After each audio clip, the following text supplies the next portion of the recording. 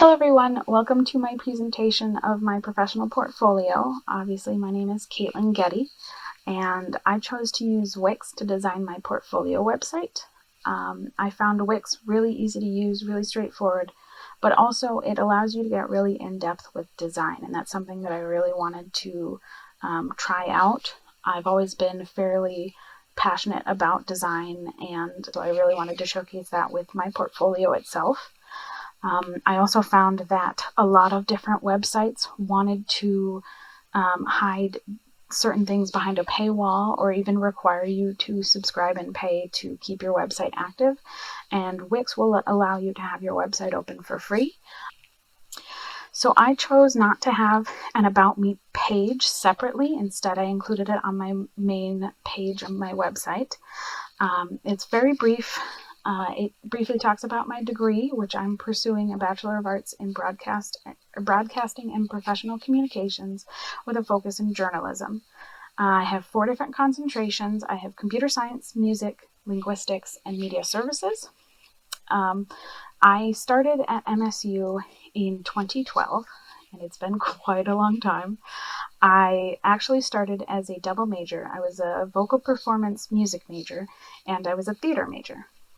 Theater and music were something that I was included in from very early age, and it had been the main focus of my life throughout middle school, high school, elementary school, even in my home life. A lot of my family are involved in music or theater or both, and it was something that I had never really imagined a plan B. I had always thought it was my main plan. Until I got to the college level and realized that while I'm still passionate about music and I still enjoy music, it's not something I want to pursue as a career.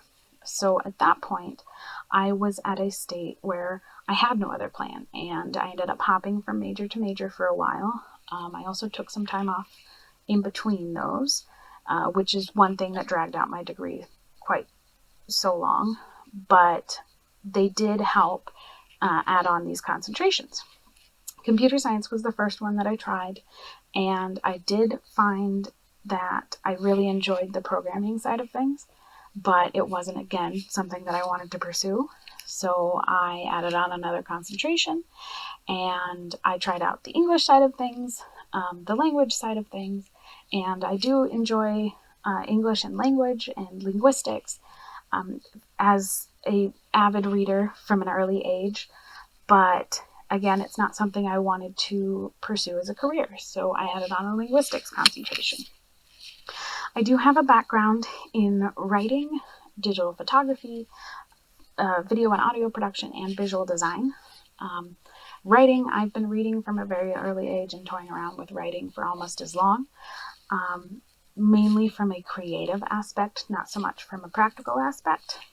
Digital photography, from my earliest memories, my family has always had family reunions and we've always traveled, and I have always had a camera along with me. I have boxes and boxes and shoe boxes of old photos from when I was a kid, and then in middle school and high school I got into digital photography casually. I enjoy video and audio production mainly because of my music and theater backgrounds, I believe. It's something that has always kind of interested me, and that's one reason why I stumbled on the broadcasting and professional communications degree. Even though I ended up going with journalism as my main focus, it's still something I'm passionate about. And then obviously visual design has been something that I've always been a stickler for. Growing up in South Dakota, it has lent me more of a leaning of landscape and wildlife photography with my photos.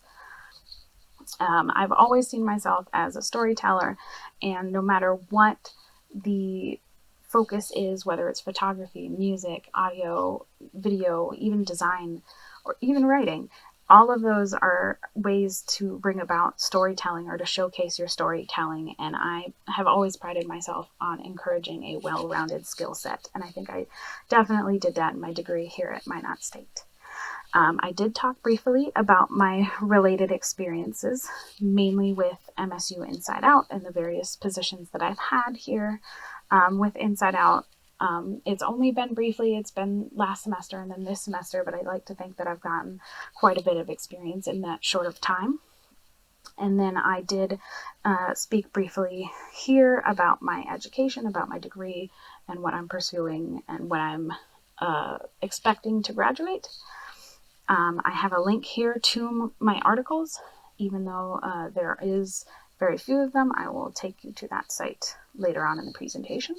I am proud of what I did include, and I do have more expected on the way.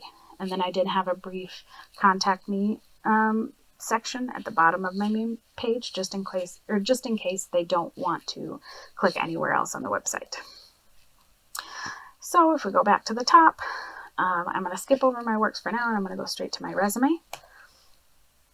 With my resume, I wanted to both include elements of design, but also keep it fairly simplistic. I know that it depends on the employer, what they want in a resume, whether they want elements of design, whether they want you to get creative, or if they just want you to have something straightforward with something that's easy to read. So I have a contact me section here at the top. Tend on including my website link at a later date up on this resume. And obviously I intend on continuing to make improvements on my resume and my portfolio as I go forward. At the top, I chose to have a qualifications section. If they skip over everything else, these are 3 things that I was really proud of that I took part in here at MSU that I could quantify.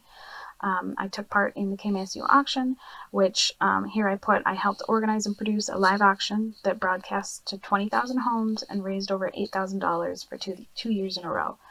I also put that I worked with other students and faculty to run a weekly TV show broadcast live on YouTube and KMSU Channel 19, and that I partnered with several on-campus organizations to design and implement a campaign encouraging student participation.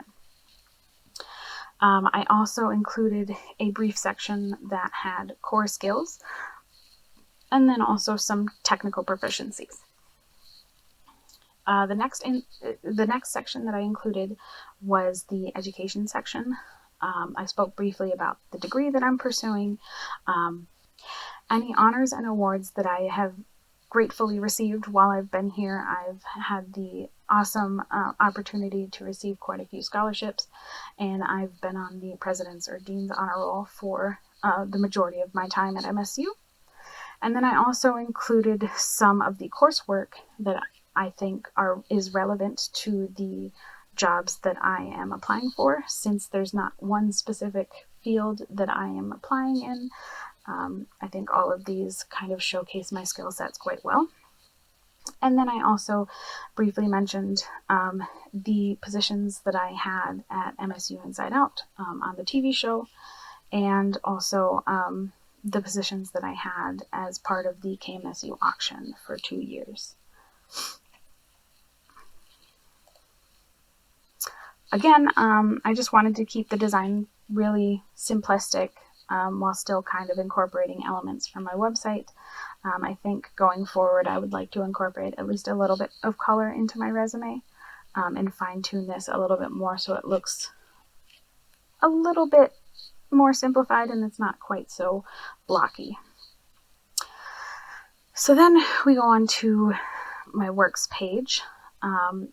I wanted to separate it out into 4 different segments, which you can just go to the drop-down box and go directly to them, or I also have a Learn More link on the works page itself for each. There's my audio and video, photography, visual design, and then writing. I'll click through to writing first. So it's sort of a blog style writing page. I only have 3 articles on here at the moment, but they're all, I feel, very well written for my time here at Minot State. The first one is a sample news release. The second one is an article titled "Are You Ready for Winter?" that I wrote as part of the feature writing class here at MSU. And then the third one is the other feature that I wrote as part of that class, The Process Behind Preparedness. I do intend to, once it's finalized and more fine-tuned, include my travel writing article from this semester's class at some point. We can click through to the process behind preparedness. So this article, like I said, was written as part of the feature writing class. I was really proud of this article. I ended up interviewing Eiley Smith, the director and also professor, part of the theater department on campus. I had the honor of taking a couple classes with Eiley when I was in the theater department back in 2012. And she's always really passionate about theater, and she was a joy to interview, and she made writing this article very easy, and it was great to tell the story of the process behind choosing the plays that they decide on every semester, and then also what goes into preparing a theater production on campus. There's quite a bit that goes into it, and then I also had the opportunity to interview a couple of the cast members. Eiley was happy to get in touch with them and sent me the link, or sent me the emails of a couple that were willing to be interviewed. Adam Purdy and then Alizia McLeod were both really helpful and really excited to be interviewed, and they made the process really easy as well. So, on from the writing section, let's go to the audio and video section. Again, with my background in music and theater, audio and video came really easy to me, and it was really easy to have fun with it and get really passionate about it. I included 3 different videos during my time here at MSU that I made. They were all 3 of them were part of the video production class.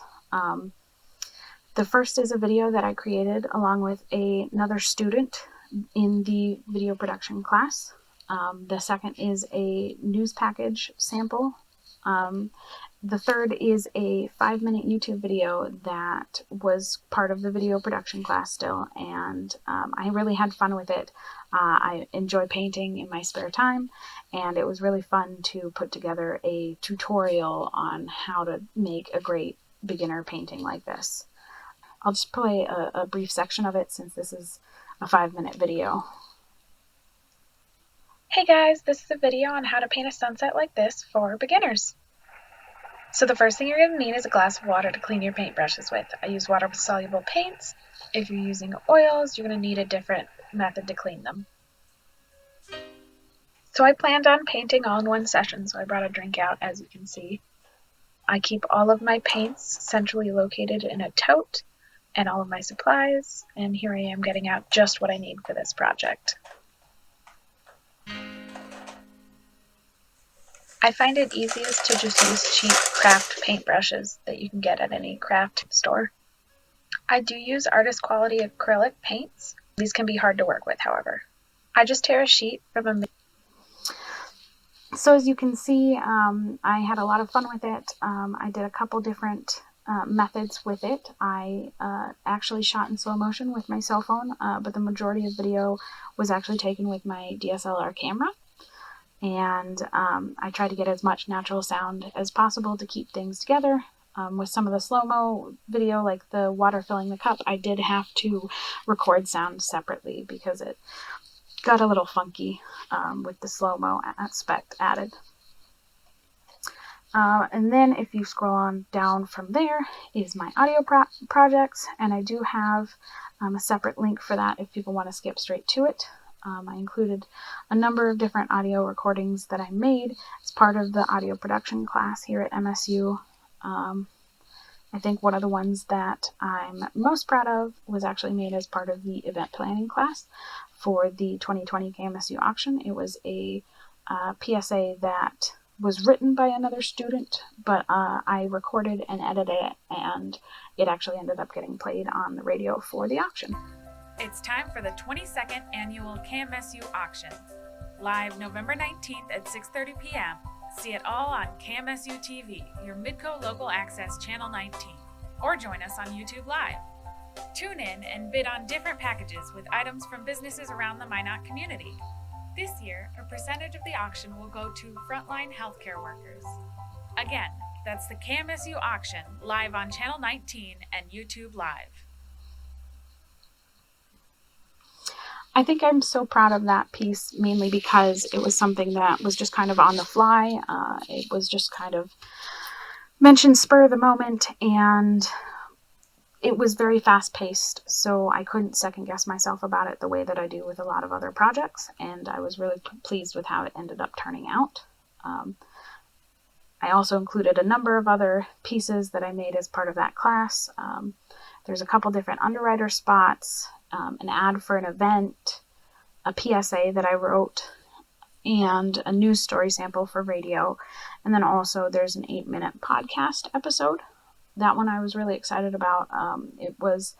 It's a little too long to play, but it was definitely an effort in storytelling and telling the story of this mystery of a local North Dakota murder that happened.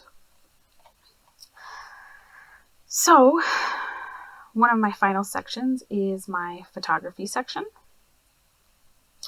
I do have my photography section out. The main one is just my generic digital photography. It has a lot of the pieces that I made while I was in the digital photography class here at MSU. And there's quite a lot of thought and effort that went into these. But the other sections is a lot of landscape photography that I've done outside of that class. I have some great examples of wildlife photography that I was fortunate enough to experience down in Custer in South Dakota. And I'm really proud of some of the shots that I was able to get. And I just kind of wanted to showcase them by project and by location rather than by photography type, since so much of my work tends to be landscapes and wildlife photography.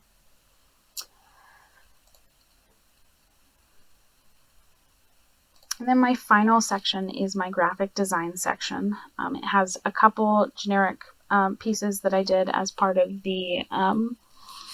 a class, an art class here at MSU.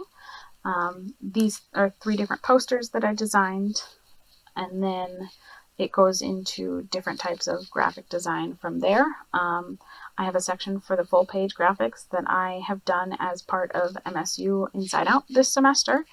And people can scroll through them and see what I've done.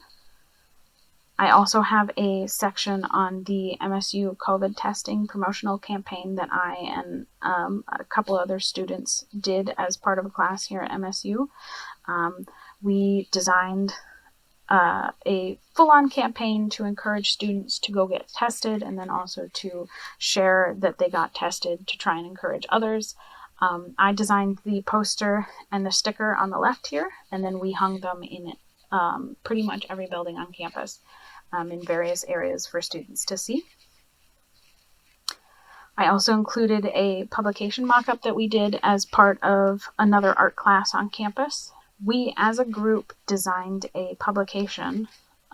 My group decided to theme ours around Super Smash Bros., the game, and so it was a gaming magazine aimed at specifically the fans of that series. I designed the front cover of the magazine here. I also designed a promotional poster and then a promotional postcard to send out to people to encourage them to subscribe. It was definitely an effort in matching a brand and trying to keep things within that brand design while still trying to innovate and create something new. And then finally, but not least, I do have an extra page with a contact me just in case someone skipped over the one at the bottom of the front page. Just listing out different ways that people can get in contact. And then also it does have a message submission form. I had a lot of fun designing my portfolio. I tried to put a lot of effort into it. And again, I really wanted to showcase my storytelling. I think it's really important that no matter what you're doing, whether you're writing, whether you're recording audio, whether you're directing a video, or even if you're just designing a portfolio, you want to think about the storytelling and try to tell the story of who you are to whatever prospective employers are going to be taking a look at it. Thanks again, everyone. That's my presentation.